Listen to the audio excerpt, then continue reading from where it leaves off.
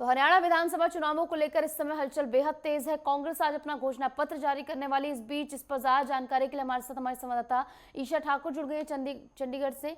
ईशा, आज कांग्रेस अपना घोषणा पत्र जारी करने वाली है। जिस तरीके से कांग्रेस इस समय स्ट्रांग पोजीशन में है हरियाणा में, तो किस तरीके से ये जो घोषणा पत्र है इसमें क्या कुछ खास देखने को मिल सकता है कांग्रेस की ओर से?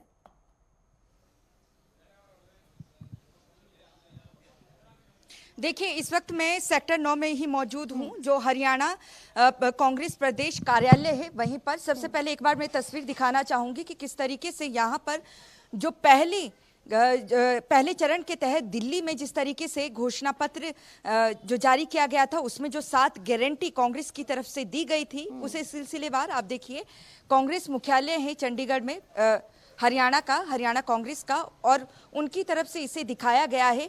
और यहाँ पर आप देखिए कि किस तरीके से इसमें एक एक करके ये दर्शाया गया है कि कौन कौन से वादे यहाँ पर किए गए हैं। खासतौर से यहाँ पर देखिए महिलाओं की बात यहाँ पर सबसे पहले की गई है। हर महीने 2000 रुपये दिया जाएगा अगर कांग्रेस सत्ता में आती है।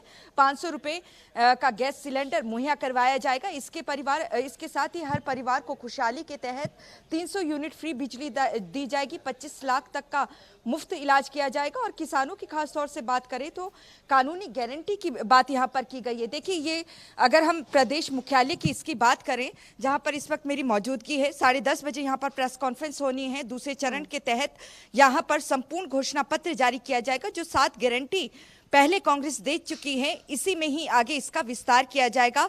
और इसमें और क्या घोषणाएं ऐड की जा सकती है, कि कौन सी और घोषणाएं इसमें सम्मिलित की जा सकती है, वो तो प्रेस कॉन्फ्रेंस के बाद पता चल पाएगा। लेकिन जो ये 7 गारंटी किसानों को, युवाओं को, पिछड़े वर्ग को, महिलाओं को ध्यान में रखते हुए और युवाओं को ध्यान में रखते हुए दी गई है, उसे ही आगे ले जाया जाएगा। और इसी में कुछ और जो घोषणाएं हैं वो जोड़ने का काम यहाँ पर कांग्रेस करेगी। 10:30 बजे का समय यहाँ पर रखा गया है। हरियाणा के पूर्व मुख्यमंत्री और नेता प्रतिपक्ष भूपेंद्र सिंह हुड्डा यहाँ पर मुख्य तौर से जो घोषणा पत्र है उसे जारी करेंगे और उनके साथ मौजूद रहेंगे 3 जो ऑब्जर्वर यहाँ पर नियुक्त किए गए हैं, जिसमें सांसद अजय माकन की बात करें, या पंजाब के नेता प्रतिपक्ष प्रताप सिंह बाजवा और राजस्थान के पूर्व मुख्यमंत्री अशोक गहलोत, वो भी यहाँ पर मौजूद रहेंगे। और हरियाणा कांग्रेस के प्रदेश अध्यक्ष उदय भान की मौजूदगी यहाँ पर रहेगी। उनकी तरफ से आज संपूर्ण घोषणा पत्र यहाँ पर जारी किया जाएगा। किसानों को, युवाओं को, महिलाओं को जो ध्यान में रखकर और गरीबों को और पिछड़े वर्ग को ध्यान में रखकर जो घोषणाएं 7 गारंटी अपने पहले चरण के तहत मैनिफेस्टो में कांग्रेस ने की थी, उसी के तहत आगे और जो घोषणाएं हैं उसे जोड़ने का काम कांग्रेस करेगी। कौन सी ये घोषणाएं होंगी, फिलहाल इसे अभी उजागर कांग्रेस की तरफ से नहीं किया गया है। 10:30 बजे का इंतजार है जब प्रेस कॉन्फ्रेंस की जाएगी और संपूर्ण घोषणा पत्र यहाँ पर जारी किया जाएगा। जी बिल्कुल, इस पर से तो पर्दा तभी उठेगा जब प्रेस कॉन्फ्रेंस हो जाएगी और 7 गारंटियों के विस्तार जो है वो किए जाएंगे। और एक बात हमने देखी कि नायब सिंह सैनी की ओर से एमएसपी को लेकर ऐलान किया गया कि जो नाराज किसान हैं उनको वापस अपने खेमे में लाने की कोशिश की गई। लेकिन यहां पर इसके काट के लिए क्या बड़ा ऐलान कांग्रेस की ओर से किया जा सकता है, क्या संभावना है?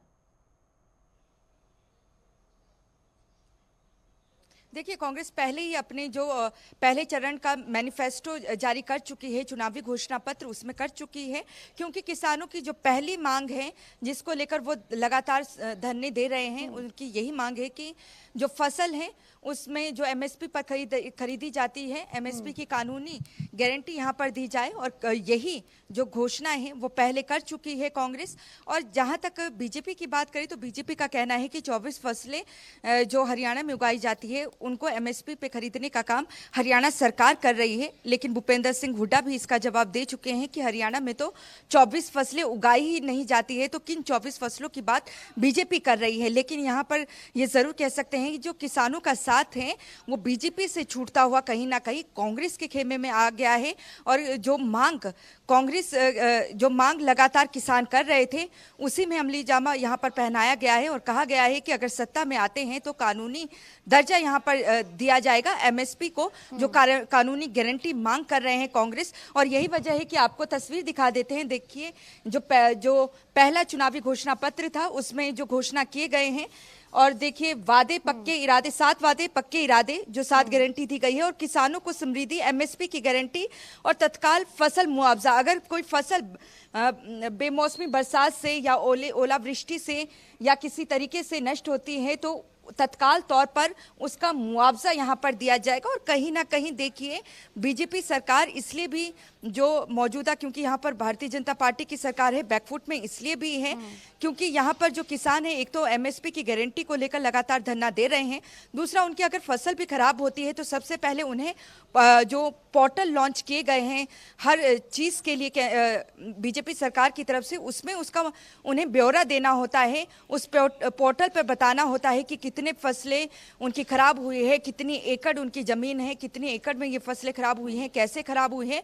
उसके बाद उसका आकलन जो है कृषि विभाग करता है, उसके बाद उसका मुआवजा दिया जाता है, जिससे किसान काफ़ी नाराज चल रहे थे। और भूपेंद्र सिंह हुड्डा कह चुके हैं कि अगर सत्ता में आते हैं तो पहले ही दिन जितने भी योजनाओं को लेकर सरकार ने पोर्टल लॉन्च किए हैं वो सब बंद किए जाएंगे। और किसान देखिए गरीब किसान हैं, गांव से ताल्लुक रखते हैं, उन्हें सोशल मीडिया का इतना ज्ञान नहीं है किस तरीके से जो सोशल मीडिया के जरिए पोर्टल में जो दी होती है योजनाओं को किस तरीके से उसको भरना है, जो फॉर्म वहां पर दिया जाता है।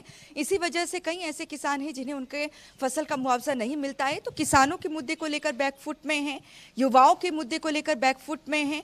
अगर हम बात करें बीजेपी की, तो ऐसे में यही माना जा रहा है कि किसानों को लेकर कहीं ना कहीं इस पूरे मुद्दे को भुनाने की कोशिश यहाँ पर की जाएगी। 70% आबादी किसानों से जुड़ी हुई है और आज की घोषणाएं कितनी और बड़ी हो सकती है, इसमें और क्या जोड़ा जाएगा वो 10:30 बजे पता चल पाएगा। लेकिन जिस तरीके से यहाँ पर ये घोषणाएं की गई है और साथ में देखिए 2 लाख सरकारी नौकरी देने का भी यहाँ पर वादा किया गया है। और कांग्रेस हमेशा ही ये मुद्दा भुनाती रही है कि हरियाणा पूरे देश में नंबर 1 है बेरोजगारी को लेकर, और हरियाणा के जो युवा हैं वो विदेश का रुख कर रहे हैं ताकि उनको वहां पर रोजगार मिल सके।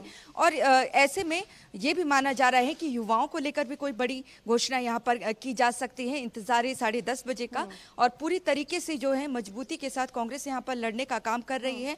तमाम बड़े नेता यहाँ पर मौजूद रहेंगे, 10:30 बजे प्रेस कॉन्फ्रेंस करेंगे और सीधा चुनाव प्रचार के लिए वो उतरने वाले हैं, क्योंकि समय बहुत कम है, महज 6 दिन का वक्त अब बच चुका है प्रचार के लिए। 3 तारीख को जो प्रचार है वो थम जाएगा।